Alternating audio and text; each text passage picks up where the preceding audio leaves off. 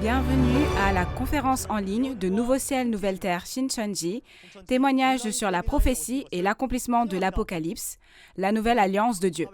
Je suis Jae-jun Byun et je serai votre présentateur aujourd'hui. À tous les pasteurs, séminaristes et fidèles du monde entier qui se sont réunis pour connaître la vraie volonté de Dieu, bonjour.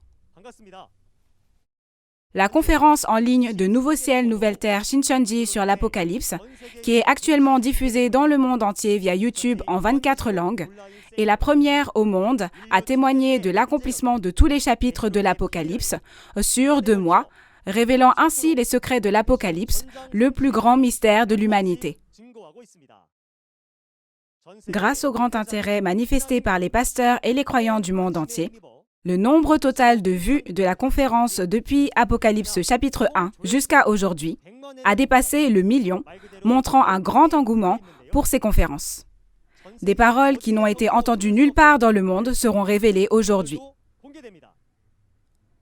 Nous commencerons la conférence avec gratitude pour la vérité et la grande grâce que Dieu et Jésus nous ont donnée. Tout d'abord, nous allons prier avec le même cœur. Dieu le Père qui est saint, plein d'amour et de grâce, nous vous sommes vraiment reconnaissants d'avoir rassemblé nos cœurs et de nous avoir conduits à écouter avec un ardent désir les précieuses paroles de vie de la conférence en ligne sur le témoignage sur la prophétie et l'accomplissement de l'Apocalypse, la nouvelle alliance de Dieu que le ciel nous a accordée en ce moment aujourd'hui. Nous avons réalisé que cette époque est celle de l'accomplissement de l'Alliance, au cours de laquelle toutes les paroles que Jésus a promises sont accomplies à travers le témoignage du pasteur promis que Jésus a envoyé. Ainsi, durant ce temps, accordez-nous les yeux pour voir, les oreilles pour entendre et un cœur sage pour réaliser. Tout comme Jésus, le Fils de Dieu, qui est venu sur cette terre il y a environ 2000 ans, a proclamé la paix et a conduit beaucoup à Dieu avec la parole de vérité. De même, à travers les prophéties de l'Apocalypse et les paroles de témoignage de l'accomplissement qui sont témoignées à ce temps, tout le monde sera en Jésus. S'il vous plaît, bénissez ce temps afin que nous soyons unis et permettez que nous profitions de la paix à travers une réalisation précieuse. Permettez-nous de devenir un avec la vérité. En particulier, s'il vous plaît, déversez la sagesse et la puissance du ciel sur le chef de tribu qui témoignera de la parole pendant ce temps, et faites-en un temps précieux pour que tous nous rassemblions nos cœurs et rendions gloire à Dieu le Père dans les cieux. Nous nous en remettons à Dieu le Père du début à la fin, et nous prions au nom de Jésus qui est saint et qui nous a conduits de la mort à la vie. Amen.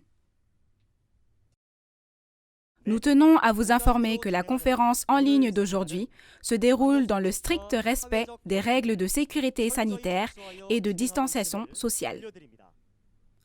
Jusqu'à présent, nous avons appris les paroles de l'Apocalypse des chapitres 1 à 9. Aujourd'hui, vous apprendrez les paroles d'Apocalypse 10 par l'intermédiaire du chef de la tribu de Matthias. Si nous résumons Apocalypse 10 en un mot, on peut dire que c'est le livre révélé venu du ciel et le pasteur promis. Savez-vous qu'il y a environ 2000 ans, Jésus a prophétisé qu'aujourd'hui serait un temps de famine où il n'y aurait pas de nourriture à manger au temps du second avènement du Seigneur? Ce dont nous sommes reconnaissants, c'est que lorsque de telles choses se produisent, une précieuse nourriture de vie est donnée du ciel afin que tous puissent avoir la vie. Si c'est le cas, il faut savoir quelle est cette nourriture et à travers qui on peut la manger, n'est-ce pas? Si vous écoutez attentivement les paroles d'Apocalypse 10 aujourd'hui, vous trouverez rapidement la réponse à ces questions. Lorsque les paroles ouvertes de l'Apocalypse seront témoignées, j'espère que ce sera un temps précieux pour que la lumière de la vérité illumine vos cœurs. Ensuite, nous aurons le chef de la tribu de Matthias, Bang Sik-jang, qui va délivrer la parole. Veuillez l'accueillir avec des applaudissements chaleureux.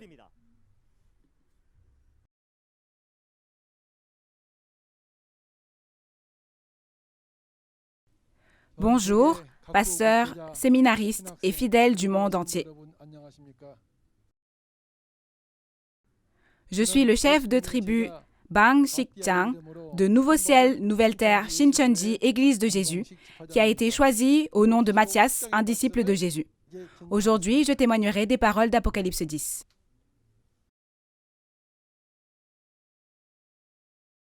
Le titre de la parole d'Apocalypse 10 que nous voyons aujourd'hui est « Le livre révélé venu du ciel et le pasteur promis ». Encore une fois, le livre révélé venu du ciel et le pasteur promis. Si nous regardons le point clé de notre référence d'aujourd'hui, il nous est dit par quel processus le livre révélé du ciel est délivré. Alors, qui est-ce? Dieu donne à qui? À Jésus. Jésus le donne à l'ange, l'ange à Jean, et Jean au serviteur, et c'est ainsi que c'est délivré, n'est-ce pas? N'est-ce pas clairement indiqué dans Apocalypse 1, verset 1? C'est la révélation de Jésus-Christ que Dieu lui a donnée et Jésus, à travers un ange, l'ange le donne à Jean et Jean le délivre au serviteur, n'est-ce pas? Jean qui délivre la révélation de Jésus au serviteur apparaît, mais qui est ce Jean? Ce contenu est très important dans l'Apocalypse de Jean. Alors, nous devons d'abord savoir qu'il y avait un Jean au moment de l'écriture de cette prophétie et qu'il y a un Jean qui a vu et témoigné de cela quand ce livre de l'Apocalypse a été accompli. Ainsi, plutôt que de parler de Jean qui a vécu il y a 2000 ans, nous pensons à Jean quand cela s'accomplit aujourd'hui et nous allons l'appeler Nouveau Jean. Qui est-ce? Il est un personnage qui apparaît au temps de l'accomplissement de l'Apocalypse et c'est précisément le pasteur qui a reçu cette parole de l'Apocalypse. Pourquoi? Si vous regardez Osée 12:11, vous pourrez voir que Dieu a parlé à différents prophètes, mais ce qu'il leur a dit ne leur était pas destiné. Dieu a utilisé les prophètes en paraboles pour donner des paraboles. Ainsi, lorsque cette prophétie a été donnée, il n'y avait pas encore sa réalité. Donc, ce qui a été montré dans la vision a été écrit en parabole, et quand cette prophétie est accomplie, comme la réalité apparaît, on témoigne de cette réalité, bien sûr. Et chaque fois que Jésus ouvre un sceau et accomplit, il y a à côté de lui un témoin qui a vu et entendu chaque chapitre l'un après l'autre. Et qui est-ce? C'est Jean dont on parle ici. Pour résumer le contenu d'Apocalypse 10, premièrement, il y a un livre révélé venu du ciel et il y a le secret de la 7e trompette. Et il y a Jean qui a reçu et mangé le livre ouvert et sa mission.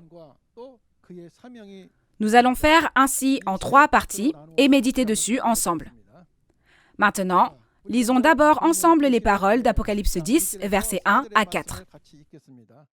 Je vis un autre ange puissant qui descendait du ciel, enveloppé d'une nuée.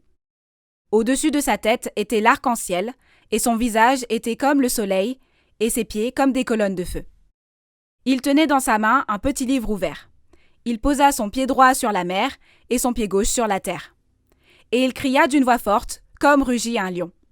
Quand il cria, les 7 tonnerres firent entendre leur voix. Et quand les 7 tonnerres eurent fait entendre leur voix, j'allais écrire. Et j'entendis du ciel une voix qui disait « Celle ce qu'ont dit les 7 tonnerres, et ne l'écris pas. » Amen. Oui, vous avez bien lu.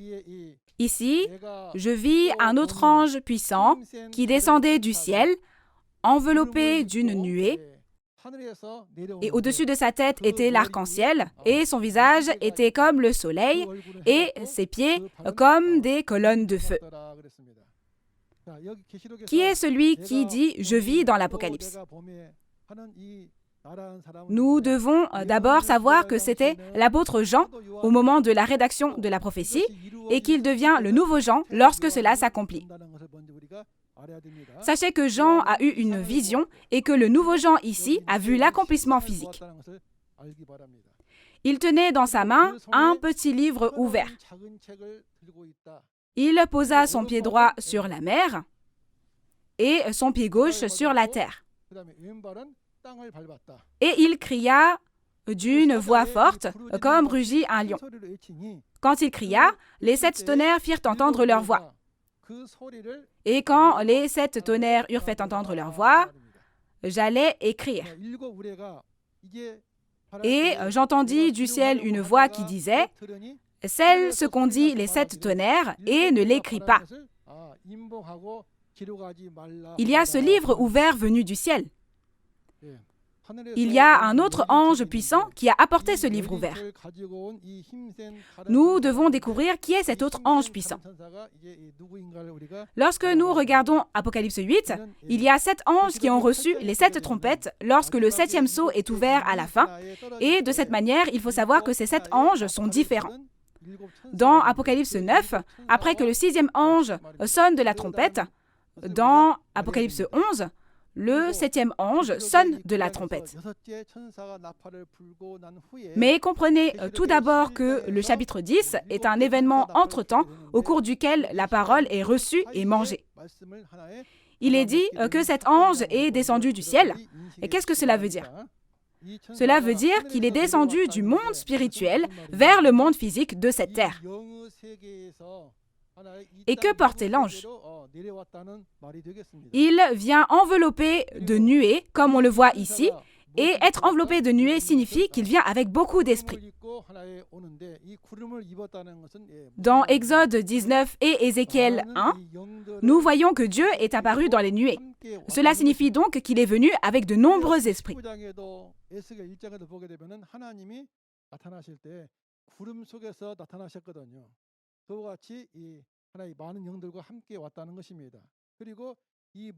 Et qu'y a-t-il au-dessus de sa tête? Il y a un arc-en-ciel. Et son visage était comme le soleil, et ses pieds étaient comme des colonnes de feu.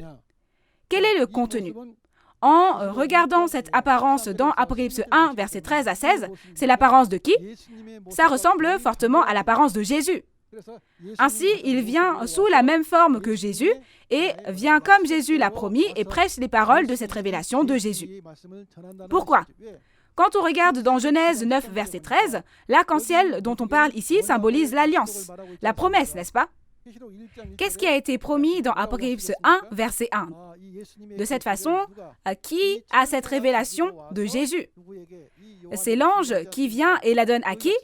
N'est-il pas dit qu'il la donnerait à Jean? Parce qu'il est l'ange qui vient accomplir cette promesse, il y a un arc-en-ciel ici.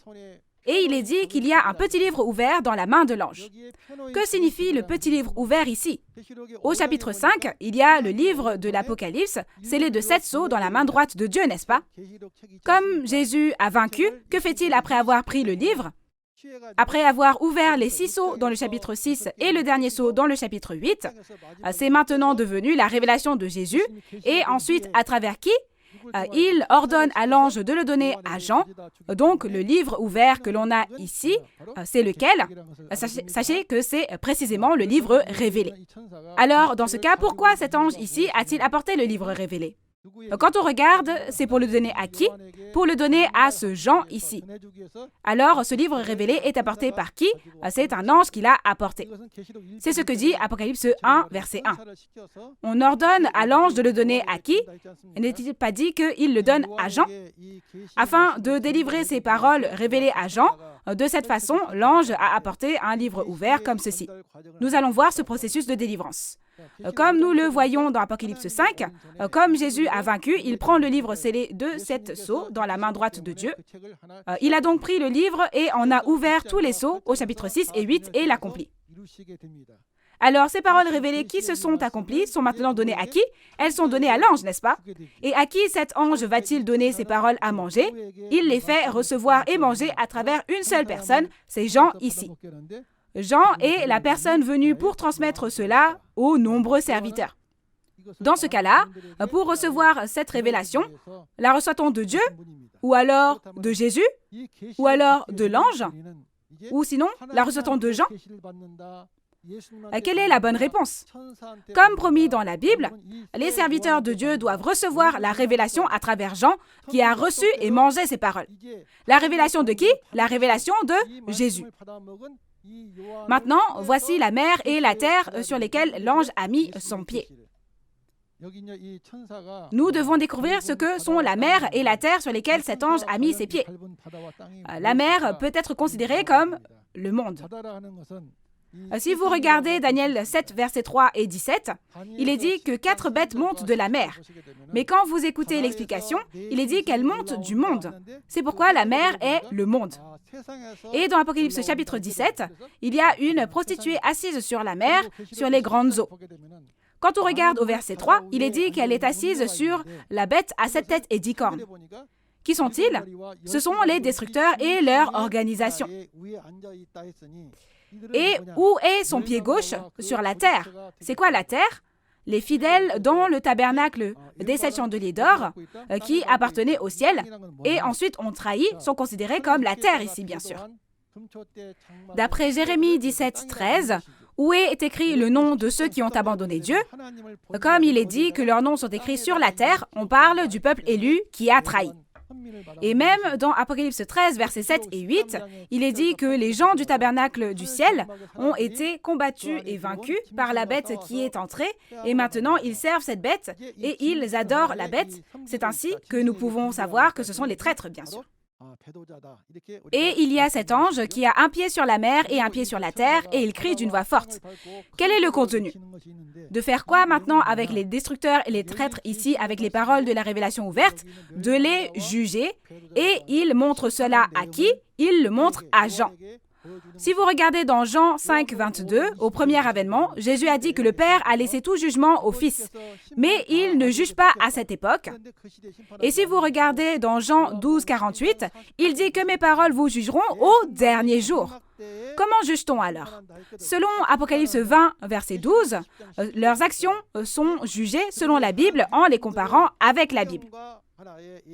Alors pourquoi a-t-on montré cela à Jean à ce moment-là? À qui l'ange a-t-il montré cette apparence? Ne l'a-t-il pas montré à Jean ici? Pourquoi lui montre-t-il? Pour que Jean fasse quoi comme il a vu? Pour qu'il juge les destructeurs et les traîtres. Quand on regarde aussi au temps de Moïse, si nous regardons Hébreux 8, 5, il est clairement indiqué que lorsque Dieu a construit ce sanctuaire où il pourrait habiter, il l'a montré dans le ciel et l'a fait construire sur cette terre telle qu'elle. Et maintenant, j'aimerais que nous lisions Jean 5, 19. Jésus reprit donc la parole et leur dit, « En vérité, je vous le dis, le Fils ne peut rien faire de lui-même, et il ne fait que ce qu'il voit faire au Père. Et tout ce que le Père fait, le Fils aussi le fait pareillement. Amen. » Si vous regardez ici, quand il est venu, Jésus n'a-t-il pas aussi dit qu'il faisait l'œuvre de Dieu de la même manière sur cette terre, voyant ce que faisait le Père? Et maintenant ici, le jugement de la mer et de la terre, c'est-à-dire les destructeurs et les traîtres, est bien décrit dans le chapitre 16 de l'Apocalypse. Vous en apprendrez plus lorsque vous le verrez. Ici, quand les 7 tonnerres font entendre leur voix, on lui dit de ne pas écrire ces paroles, mais de les sceller. Alors, que sont ces 7 tonnerres? Les 7 esprits devant le trône de Dieu sont appelés 7 tonnerres. Dans Apocalypse 4, verset 5, il y a les 7 esprits des 7 lampes allumées devant le trône de Dieu. Apocalypse 5, verset 6 est le même contenu. Que disent les éclairs? Les mots écrits dans le livre ouvert sont le son des tonnerres et, pour le dire différemment, c'est le son de la colère et les paroles de jugement.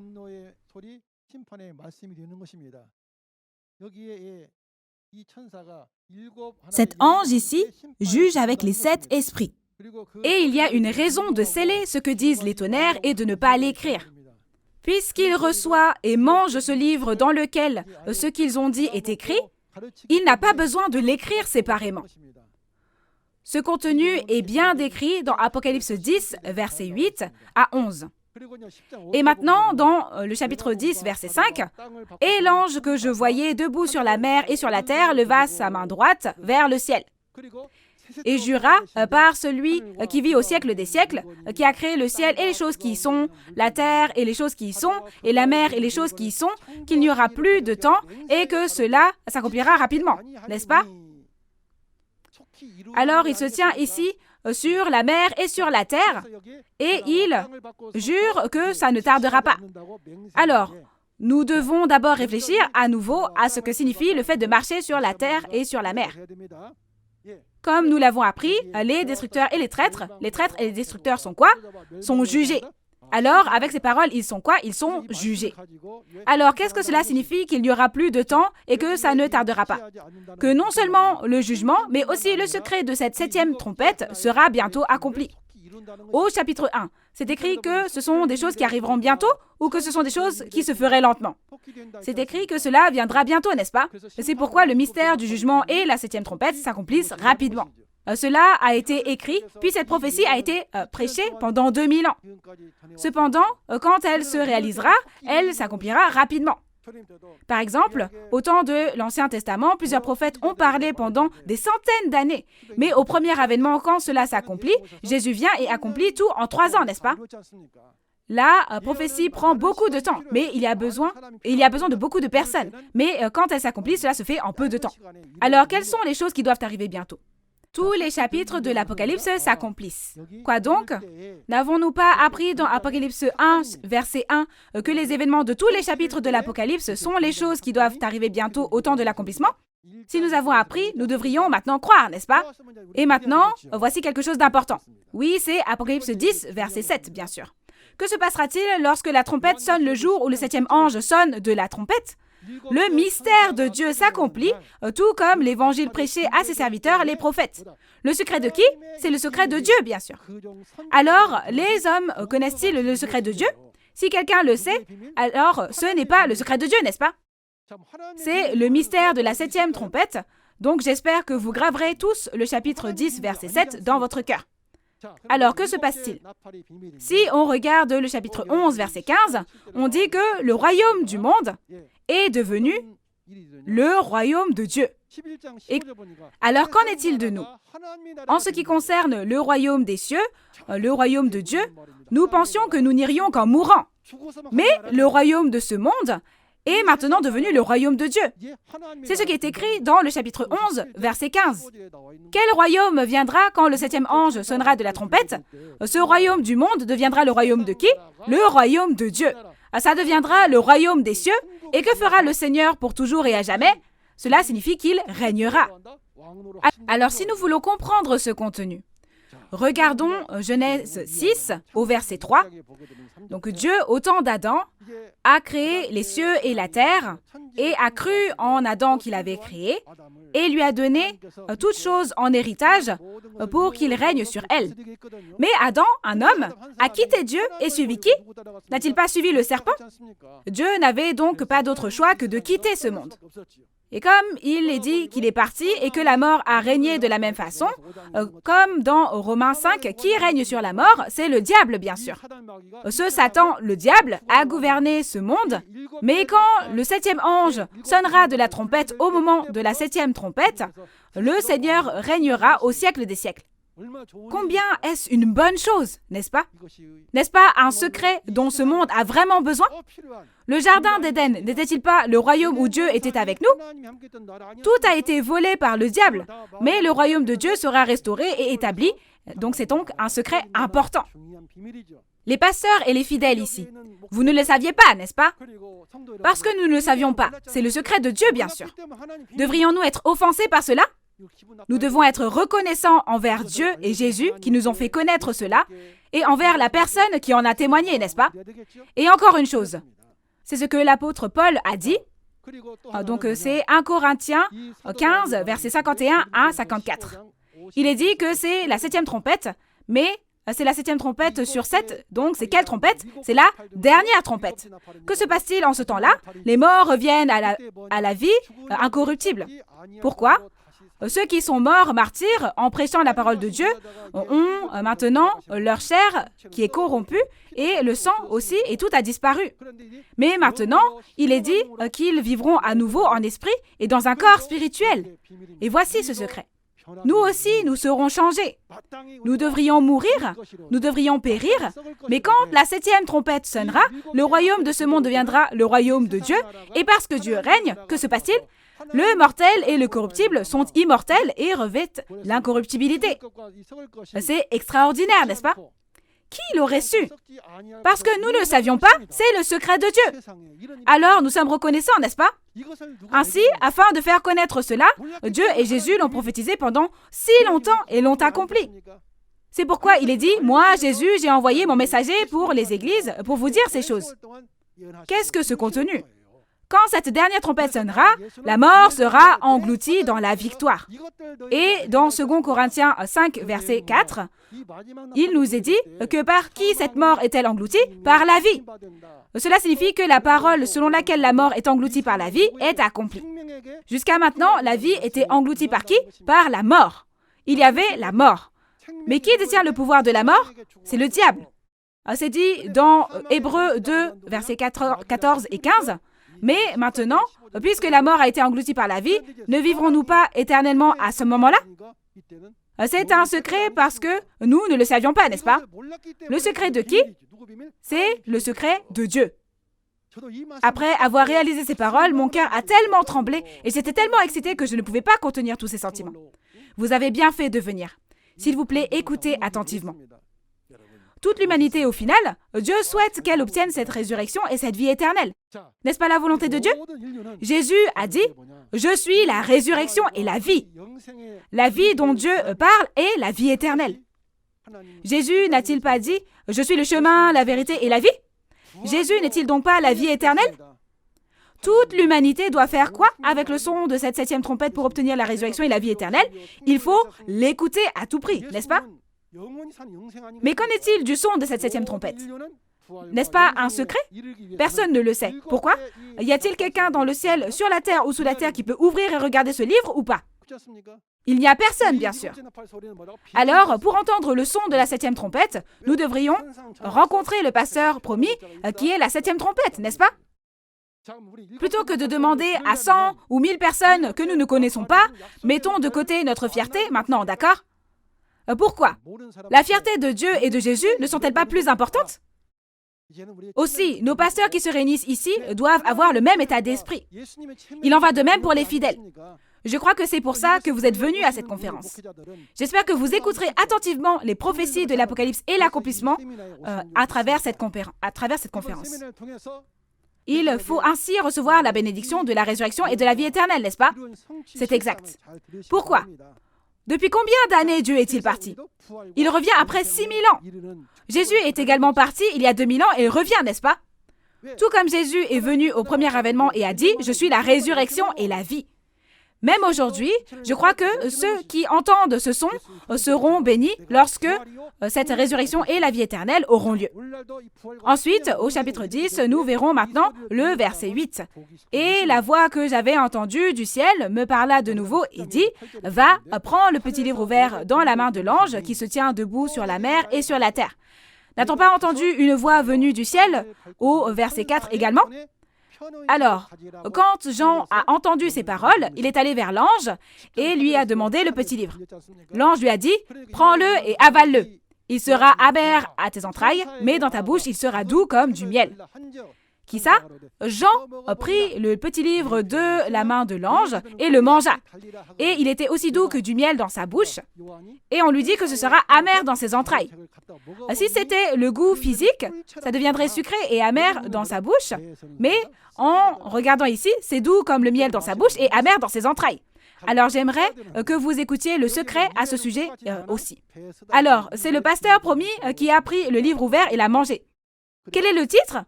Il y a le livre révélé venu du ciel et la personne qui a reçu et mangé le livre révélé, qui a reçu la promesse et l'a mangé. Donc, il est le pasteur promis, n'est-ce pas? Tout comme Jésus qui a reçu la révélation de l'Ancien Testament au premier avènement, il était le pasteur promis de l'Ancien Testament. Alors aujourd'hui, nous devons savoir et croire que cette personne qui a reçu et mangé la révélation du Nouveau Testament est le pasteur promis du Nouveau Testament. Alors, Jean a reçu les livres et l'a mangé. Mais comment l'a-t-il reçu? N'a-t-il pas entendu une voix dans le ciel? Et qui appartient à cette voix? C'est la voix de Dieu, bien sûr. Vous vous souvenez de l'illustration de tout à l'heure, n'est-ce pas? Alors il y a Dieu, puis ensuite Jésus, et maintenant ici il y a un ange, n'est-ce pas? Ça c'est quoi? C'est le monde spirituel. C'est le ciel où Dieu se trouve. C'est la voix de qui? La voix de Dieu. Pourquoi? Dieu n'a-t-il pas écrit ces paroles? Donc, il a dû entendre la voix de Dieu. Ensuite, il va faire quoi avec le livre ouvert? Vous devez savoir que c'est le livre révélé que Jésus a ouvert en ouvrant les seaux. Il a pris et mangé le petit livre, bien sûr. Pourquoi est-ce un petit livre? C'est parce que l'Apocalypse est seulement un des 66 livres. De cette façon, nous mangeons de la nourriture par la bouche, mais comme on dit en coréen, écoute et mange ce que je te dis s'il te plaît, nous écoutons et mangeons les choses spirituelles avec nos oreilles, n'est-ce pas? Alors, puisqu'il est entré dans les entrailles de Jean, qu'est-ce que cela signifie de recevoir et manger ce petit livre? Il a réalisé toutes ces paroles et les a gravées dans son cœur. N'est-ce pas qu'il les a comprises et qu'il les a digérées? Alors, de telles choses doivent-elles avoir lieu ou pas? Elles doivent avoir lieu, bien sûr. Alors, j'aimerais demander à nos estimés pasteurs et aux fidèles qui veulent aller au royaume des cieux. Quand et qui a reçu et mangé cette parole aujourd'hui et où? Pouvons-nous savoir ces choses sous prétexte que nous étudions ces choses? Non. Pourquoi? C'est seulement possible de savoir quand cela s'est réalisé, n'est-ce pas? Parlons un instant de cet accomplissement physique.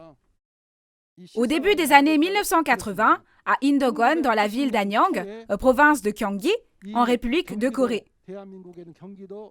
il y a un mont de prière là-bas. Sur ce mont de prière, il a reçu ce livre d'un ange et l'a mangé. Qui? Nouveau Jean.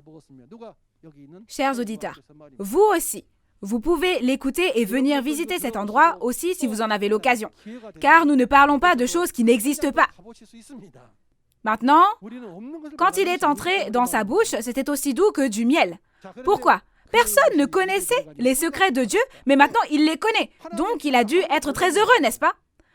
Ce doit donc être la joie de réaliser la parole secrète du royaume des cieux, et c'est ce que ça signifie. Si vous regardez le livre d'Ézéchiel dans l'Ancien Testament, personne ne le connaissait parce que l'Ancien Testament était scellé.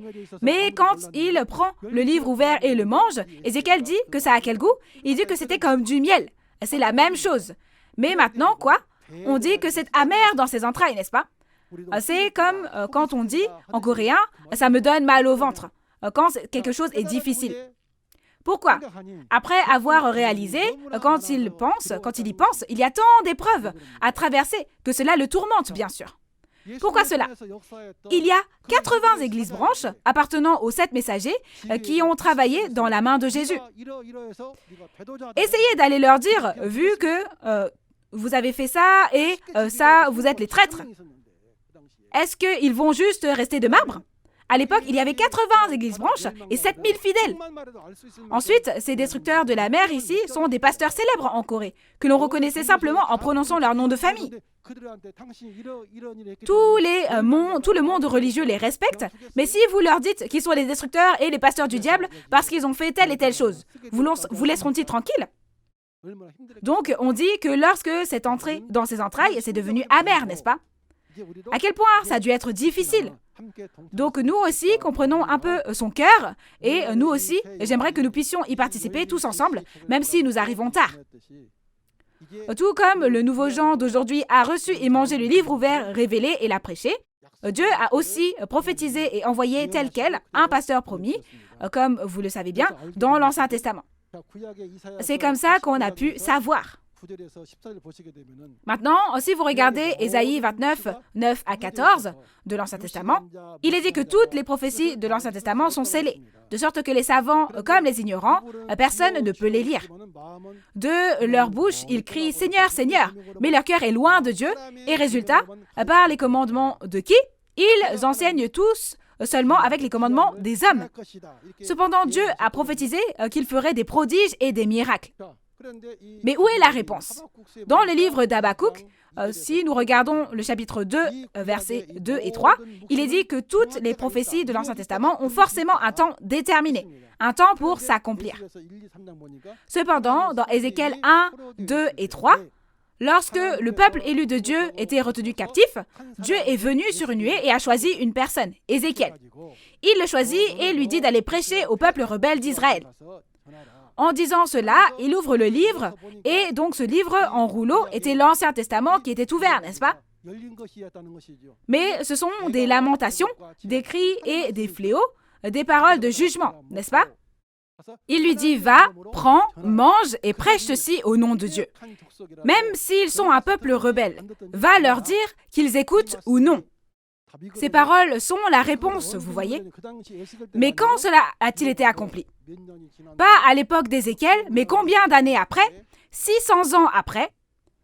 Dieu qui a parlé à Ézéchiel a parlé à qui? Il est venu à Jésus. Il est venu à Jésus et ce sont les paroles de Matthieu 15, verset 24. Je n'ai pas été envoyé ailleurs, mais vers le peuple rebelle d'Israël, le peuple de Dieu qui s'est égaré loin de Dieu. C'est pourquoi qui? Jésus a reçu la parole comme Ézéchiel et l'a prêchée. C'est ce que ça signifie. Pourquoi est-ce important? Si vous regardez Matthieu 11, verset 27, il est dit que vous ne pouvez connaître Dieu que lorsque vous recevez la révélation selon le Fils et le souhait du Fils. Selon Jean 17, verset 3, la vie éternelle, c'est de connaître le vrai Dieu et celui qui l'a envoyé. Mais les gens disent, aimez-vous la vie éternelle? Je déteste ça. Cette vie éternelle, c'est ce que Dieu a promis et ce que Jésus a promis. Cependant, les gens de cette époque ont rejeté ces choses sous prétexte que c'était différent de leur contenu et ont tué Jésus. Alors Jésus a versé son sang et a fait une nouvelle alliance. Nous verrons donc le pasteur promis du Nouveau Testament. Dans Apocalypse chapitre 5, il y a un livre dans la main de Dieu, scellé de 7 sceaux, et personne dans le ciel, ni sur la terre, ni sous la terre ne le connaissait. En regardant Apocalypse 10, qu'a-t-il fait dans Apocalypse 6 et 8? Il a ouvert le livre en ouvrant les sceaux et il choisit un pasteur et lui donne la parole. Alors, cette parole s'applique-t-elle également à ce Jean il y a 2000 ans? Non, bien sûr. Puisque c'est une prophétie, ne nous est-il pas dit de croire quand elle s'accomplira?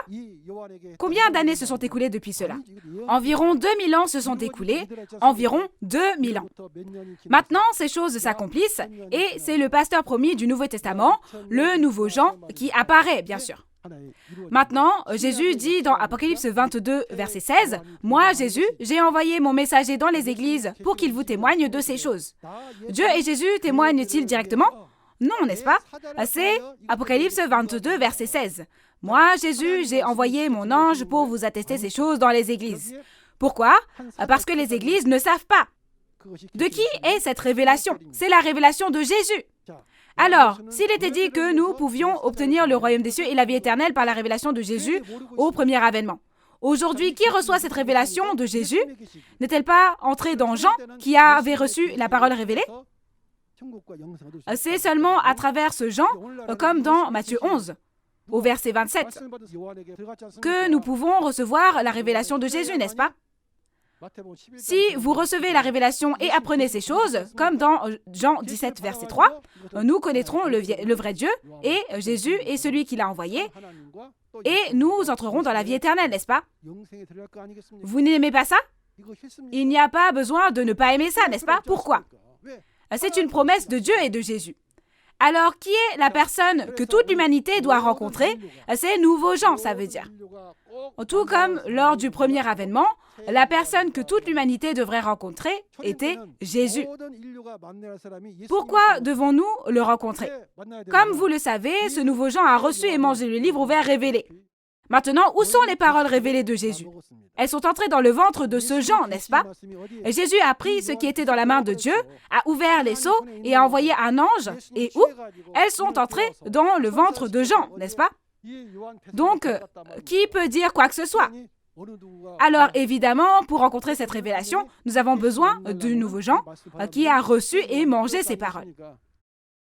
Donc, les paroles de cette révélation sont dans ce ventre et on dit que la personne est un récipient.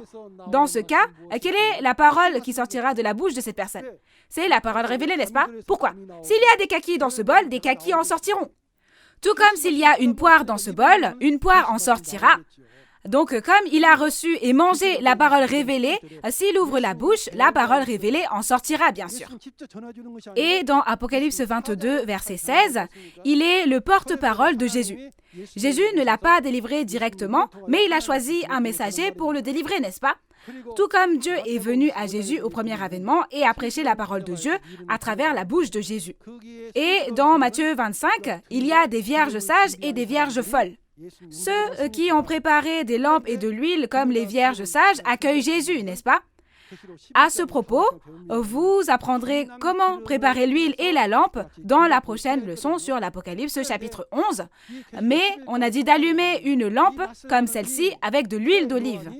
Et selon Apocalypse 11, versets 3 et 4, ce nouveau Jean qui a reçu ces paroles est ici le témoin de Jésus. Et ce témoin est comparé à un olivier. L'huile physique, l'huile d'olive sortira de l'olivier physique. Mais parce que cet olivier est un homme, c'est la personne qui reçoit et mange la parole pour en témoigner. Donc le témoignage de cette personne est l'huile d'olive. Si vous voulez devenir une vierge sage et recevoir Jésus, vous devez le rencontrer, n'est-ce pas? Et dans Apocalypse chapitre 6, aujourd'hui, l'Israël spirituel prend fin.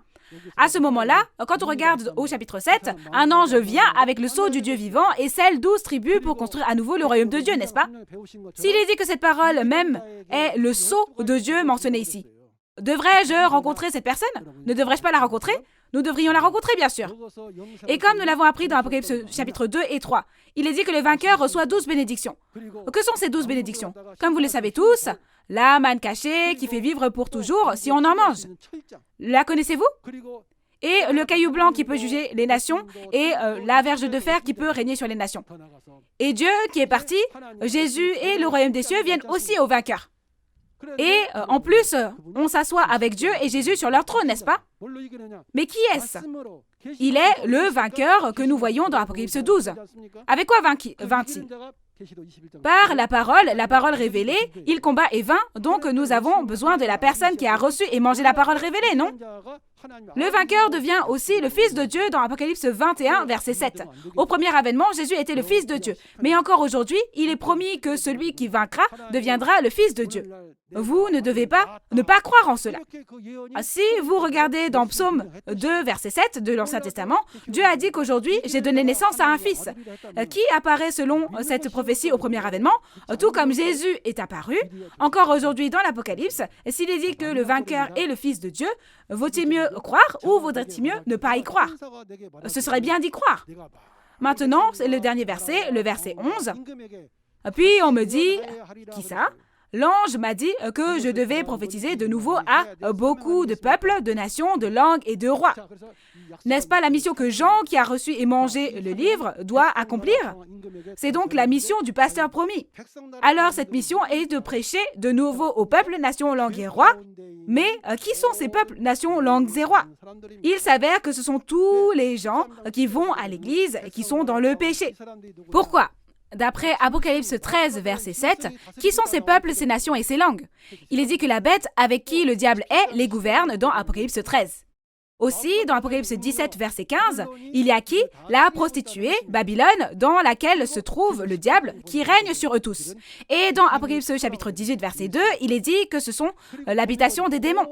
Et son influence est telle que maintenant, toutes les nations, les demeures des démons, ont été détruites en buvant le vin de la pudicité. Donc, c'est pour ça qu'il faut leur enseigner à nouveau. Prophétise à nouveau. Pourquoi? Parce qu'ils n'ont été enseignés que par les enseignements des hommes. Pourquoi? Parce que toutes les prophéties sont scellées. Parce qu'ils ne connaissent pas la prophétie et sa réalité, les gens étudient et disent « Ah, ça veut dire ça ». Ici, dans Apocalypse 13, le 666 est un code barre, c'est une puce électronique, etc. Or, comme ils ont appris avec les commandements des hommes, il faut leur enseigner à nouveau avec les commandements de Dieu, n'est-ce pas? Au premier avènement, ils ignoraient la Bible et ont donc rejeté le pasteur promis dans l'Ancien Testament. Et c'est pourquoi Jésus a été accusé d'hérésie et qu'on a rejeté la faute sur lui et qu'il a été tué. Mais ceux qui ont tué Jésus à cette époque-là, n'étaient-ils pas les croyants des Juifs? C'étaient des prêtres. Ce n'est pas important que les gens acceptent ce fait ou ne l'acceptent pas. Ce que vous devez savoir, c'est que tout s'accomplit selon la Bible. C'est ainsi. Voici la conclusion. Alors, quel est le but du chapitre 10 de l'Apocalypse? Son but. C'est important. C'est le contenu selon lequel Jésus, en qui nous croyons, nous dit qui est le pasteur promis du Nouveau Testament. Qui est-ce? C'est le nouveau Jean, le porte-parole de Jésus qui a reçu le livre révélé ouvert venu du ciel et l'a mangé. N'était-ce pas le cas pour Jésus au premier avènement? Dans Jean 14, versets 9 et 10, lorsque Philippe a demandé à voir le Père, n'a-t-il pas dit « Le Père est en moi » Ainsi, tout comme Jésus était le porte-parole de Dieu, parce que les paroles de Jésus étaient les paroles de Dieu, Aujourd'hui, le nouveau Jean ici est le porte-parole de Jésus qui reçoit et prêche les paroles de Jésus. Et il est dit que toutes les bénédictions seront données à celui qui vaincra. Dans Deutéronome 28, il donnera tout à celui qui vaincra et celui qui perdra, perdra tout. C'est lui qui a vaincu et combattu et vaincu le groupe du dragon et est devenu un avec Jésus et a fondé le nouveau royaume de Dieu, les 12 tribus, le nouveau royaume de Dieu. Il est dit que Dieu et le royaume des cieux viendront à cet endroit. À qui ça? Parce qu'ils ont fait une promesse, Dieu et Jésus ont fait la promesse. Alors nous, cette personne qui a reçu et mangé le livre ouvert est le porte-parole de Jésus et témoigne de ce qu'il a vu et entendu et a combattu et vaincu le groupe du diable et est devenu un avec Jésus et a fondé le nouveau royaume de Dieu, les 12 tribus. Alors, ne devrions-nous pas la rencontrer à tout prix, cette personne? C'est la promesse dans Apocalypse 2 et 3, et c'est celui qui a vaincu dans Apocalypse 12, verset 11, et c'est le royaume des cieux qui est nouvellement créé aujourd'hui dans le chapitre 7. Alors, lorsque l'Apocalypse s'accomplit, nouveau Jean, le pasteur promis, est la seule personne qui a vu, entendu et prêché toutes les prophéties et l'accomplissement physique de tous les chapitres de l'Apocalypse. Qui est-ce? C'est la seule personne. La seule personne. Pourquoi? Dans Amos 3, verset 7, il est écrit que Dieu révèle d'abord le mystère à ses serviteurs, les prophètes, puis agit. Selon Apocalypse 1, verset 2, qu'est-ce que Jean a fait avec la parole de Dieu et tout ce qu'il a vu? Il en a témoigné. Ce qu'il a vu et entendu, dans Apocalypse 22, verset 16, il va dans les églises et en témoigne au nom de Jésus. Jésus n'a-t-il pas été envoyé dans les églises au premier avènement également? Mais ils ne l'ont pas reçu. Aujourd'hui aussi, s'il envoie un messager comme celui-ci aux églises, le recevront-ils? Maintenant, il faut le recevoir, n'est-ce pas? Oui, c'est pourquoi cette fois, tous les pasteurs et tous les croyants partout dans le monde sont appelés pour qu'on témoigne la parole. Ainsi, n'oubliez pas que ce n'est que par le pasteur promis du Nouveau Testament que nous pouvons recevoir la révélation du Nouveau Testament, et en recevant la révélation, nous pouvons connaître le vrai Dieu et Jésus et obtenir ainsi le royaume des cieux et la vie éternelle. La vie éternelle est notre but, mais c'est aussi le but de Dieu. La vie éternelle est de connaître le vrai Dieu et celui qui l'a envoyé. Mais maintenant, pouvons-nous savoir? Il est dit dans Matthieu 11, 27 que seuls ceux qui ont reçu la révélation de Jésus peuvent connaître la révélation. Mais qui a reçu la révélation de Jésus? C'est le nouveau Jean, bien sûr. Alors, qui a donné cette révélation à qui dans Apocalypse 1, verset 1? Quelqu'un est envoyé à Jean. À qui?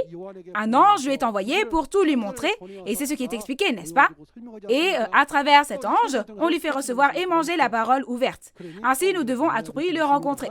Par conséquent, donc, toute l'humanité doit rencontrer aujourd'hui le pasteur promis du Nouveau Testament, qui est venu en tant que messager de Jésus, et recevoir le témoignage de l'accomplissement physique de l'Apocalypse, et ainsi connaître qui?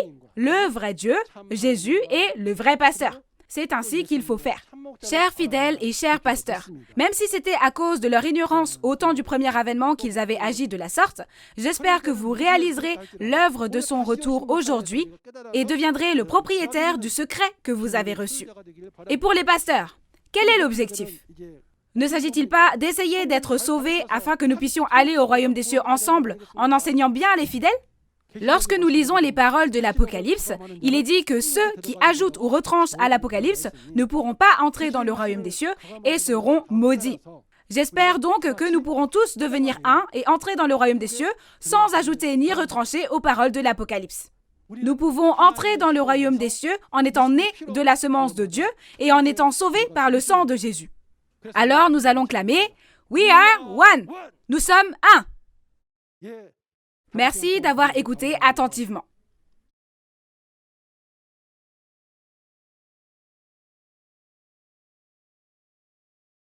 Nous allons prier Dieu le Père tous ensemble.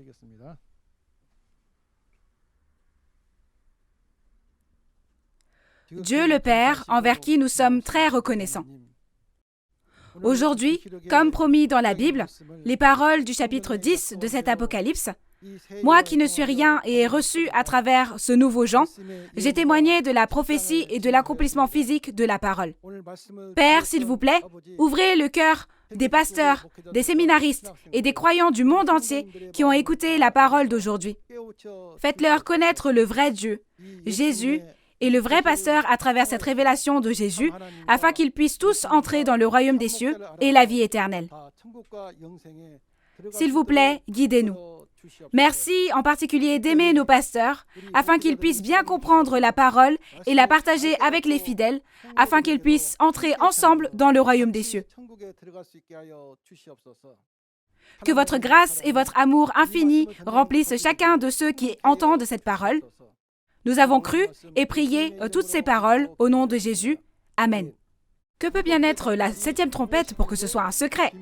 C'est le merveilleux mystère de Dieu selon lequel les morts ressuscitent incorruptibles et que nous, qui y vivons, serons également transformés pour atteindre la vie éternelle. Jésus n'a-t-il pas dit dans Matthieu 25 que seule une vierge sage qui a déjà préparé la lampe et assez d'huile peut accueillir l'époux Jésus? Qu'est-ce que ceux qui sont dans le monde des ténèbres doivent préparer pour rencontrer l'époux Jésus? C'est de l'huile d'olive. Lorsque cela s'accomplit, la réalité apparaît. Vous devez graver cela dans votre cœur et vérifier si cela s'est vraiment produit ainsi ou non, n'est-ce pas? Lundi prochain aussi, le même chef de la tribu de Matthias prêchera les paroles d'Apocalypse chapitre 11. Apocalypse 11 parle des 2 témoins et de la 7e trompette, et l'horaire est le même à 10 heures du matin. Nous espérons que vous assisterez à ce temps de grâce pour connaître la précieuse parole et volonté de Dieu. L'Église de Nouveau Ciel, Nouvelle Terre Shincheonji peut témoigner de la parole de l'Apocalypse avec assurance, car il y a un pasteur promis qui a reçu et mangé la parole révélée ouverte.